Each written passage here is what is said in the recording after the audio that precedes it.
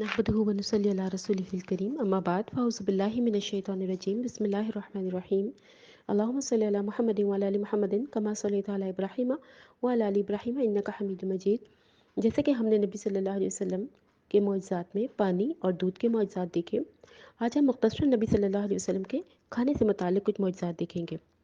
नबी सल्लल्लाहु अलैहि वसल्लम ग़ज़वा खंदक में सहाबा कराम को जो थे अहले सुफ़ा को तालीम दे रहे हैं, सूरह निसा की पढ़ा रहे हैं कुछ।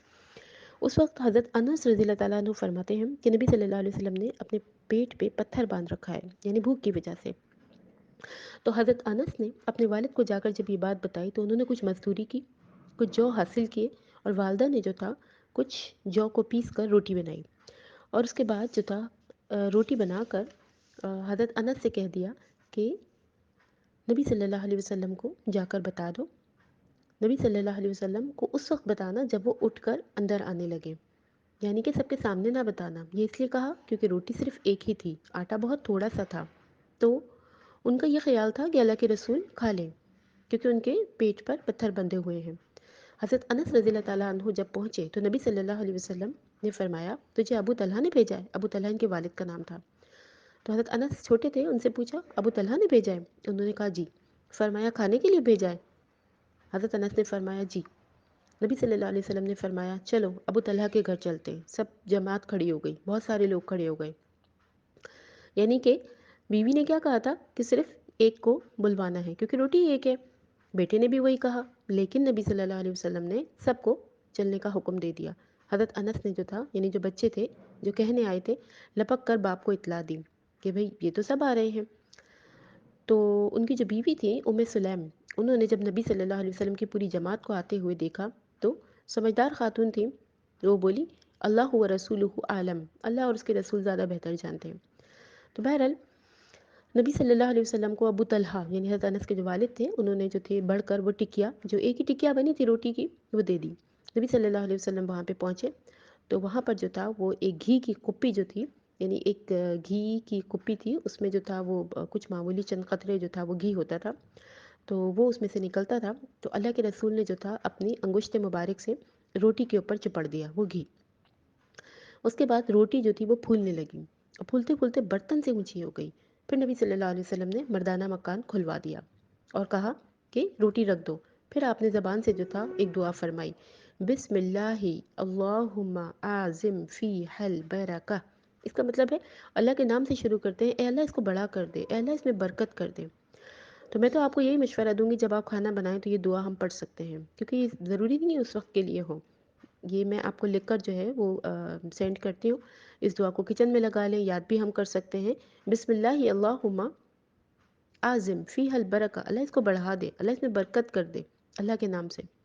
तो बहरहाल फिर क्या हुआ कि एक बड़ी जमात थी और एक रोटी थी, लेकिन अल्लाह के रसूल ने जो था वो जब लोगों को भेजा तो 10-10 आदमी एक रोटी पर बैठते जाते थे, सैर होकर आते जाते थे, और इस तरह पूरी जमात ने, तकरीबन 80 से ज़्यादा लोग थे, वो एक रोटी खाई और उसमें बरकत हो गई।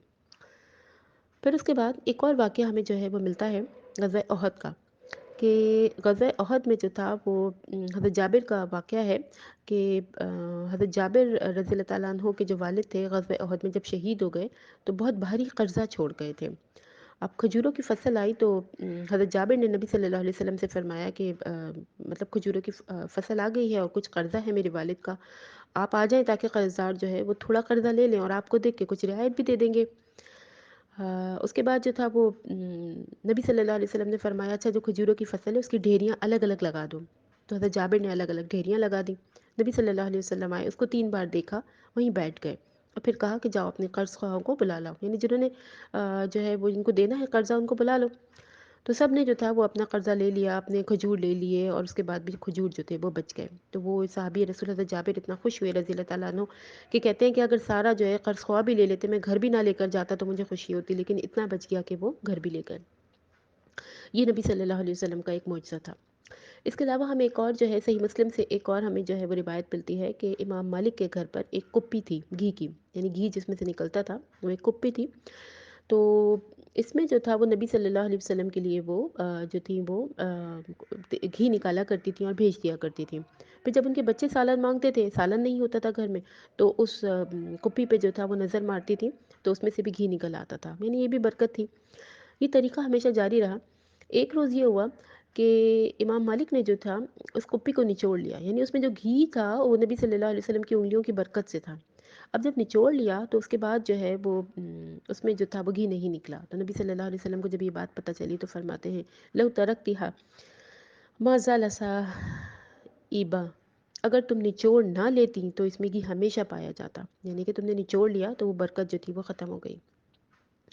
اس کے علاوہ ہمیں ایک اور جو ہے وہ واقعہ ملتا ہے کہ ابن سعد نے خباب کی بیٹی سے روایت کیا کہ ان کے والد جہاد پر گئے تھے، تو والد جب جہاد پر گئے تو نبی صلی اللہ علیہ وسلم جو تھے وہ ان کے گھر آتے تھے اور بکری کا دودھ دھو دیا کرتے تھے، تو گھر میں اتنا دودھ ہوتا تھا کہ بڑے بڑے برتن بھر جاتے تھے۔ تو یہ اس وقت کا واقعہ ہے جب حضرت خباب جو تھے وہ جہاد پر گئے ہوئے تھے، تو پیچھے سے نبی صلی اللہ علیہ وسلم ان کے گھر میں یہ مدد کے لیے جاتے تھے۔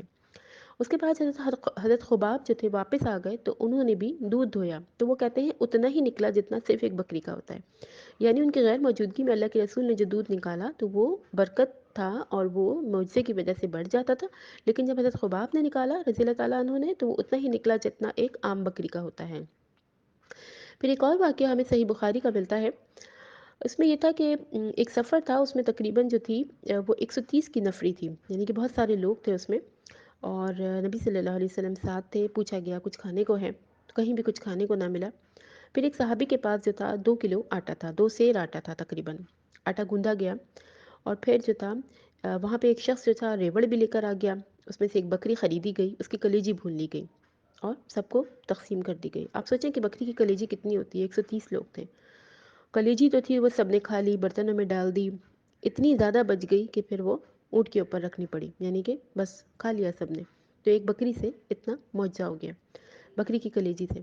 تو بات جو ہے وہ کہنے کا مقصد یہ ہے کہ یہ معجزہ جو ہے وہ خاص طور پہ نبی صلی اللہ علیہ وسلم کے ساتھ تھا، اور اگر جہاد میں اللہ تعالیٰ یہ معجزات نبی صلی اللہ علیہ وسلم کو نہ دیتے تو صحابہ کرام کا جہاد بہت مشکل ہو جاتا، کیونکہ وہ جو تھے وہ فی سبیل اللہ نکلتے تھے اور ان کے پاس مال و اسباب نہ ہوتے تھے، لیکن اللہ کے توکل پہ اللہ تعالیٰ جو تھے وہ ان کی ہر چیز میں برکت کر دیا کرتے تھے۔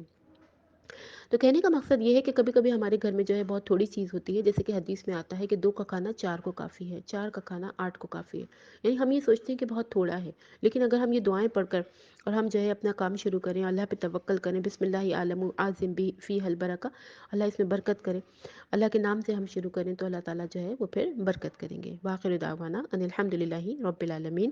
اللہم صلی علی محمد وعلی آل محمد کما صلیت علی ابراہیم وعلی آل ابراہیم انک حمید مجید۔